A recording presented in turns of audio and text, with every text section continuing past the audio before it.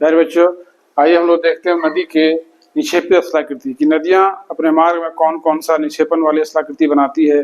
तो इसमें से पहले हम लोग का जलोढ़ पंख है। इसमें क्या है कि जब नदियां पर्वतीय भाग से नीचे उतरती हैं इस प्रकार से, तो जो ही अपने पर्वत के जड़ के पास आती है उसको हम लोग बोलते हैं पदस्थलित क्षेत्र, पेडिमेंट्स रीजन।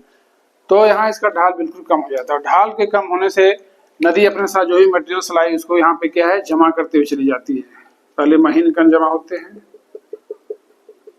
पहले बड़े कण जमा होंगे, फिर क्या है महीन महीन कण जमा होते चले जाते हैं पहाड़ की जड़ के पास।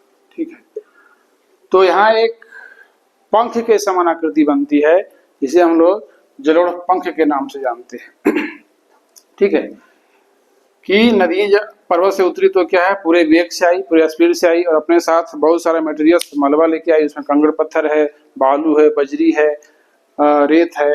उन सबको क्या है जो ही ढाल कम हुआ नदी के पर्वत के जड़ के पास वहां उसको क्या है निक्षेपित कर दी, जमा कर दी।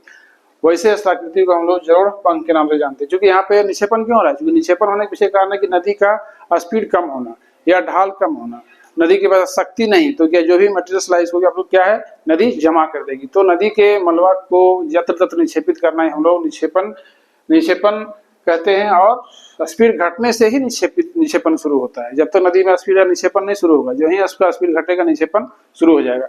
तो इस प्रकार के स्थलाकृति हम लोग जलोढ़ पंख के नाम से जानते हैं।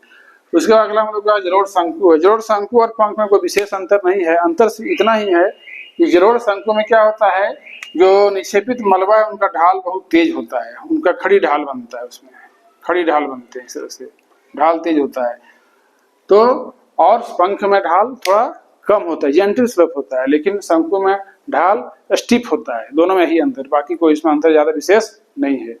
तीसरा हम लोग का डेल्टा है। डेल्टा नदी के द्वारा बनने वाली एक महत्वपूर्ण स्थलाकृति है जो काफी चर्चित रहता है और बहुत ही इम्पोर्टेंट है। क्योंकि डेल्टा में क्या होता है कि नदी जब समुद्र में मिलने को होती है तो उसकी ढाल बिल्कुल कम हो जाती है और ढाल के बिल्कुल कम हो जाने से नदी अपने साथ लाए गए मलबों को बिल्कुल जमा करना शुरू कर देती है। और सिर्फ जमा ही नहीं करती है, नदियों का बहुशाखन हो जाता है। नदी एक शाखा से अनेक शाखाओं में बढ़ जाती है। इस प्रकार से नदी क्या है अनेक शाखाओं में बढ़ जाती है ना। इस तरह से ये नदी हम लोग का है, इधर का समुद्र है, नदी को समुद्र में मिलना है। इस प्रकार से क्या है अनेक शाखाओं में का विकास होता है। अर्थात इसको बोल सकते हैं एक शब्द में नदी का बहुशाखन हो जाता है, नदी की अनेक शाखाएं हो जाती है।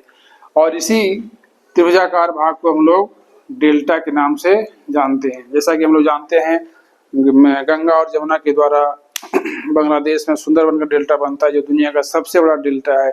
इसके अलावा मिस्र का डेल्टा है। ये सारे क्या है नदियों द्वारा बनाए गए डेल्टा हैं। खास करके हम लोग के भारत के पूर्वी छोर पर इंडिया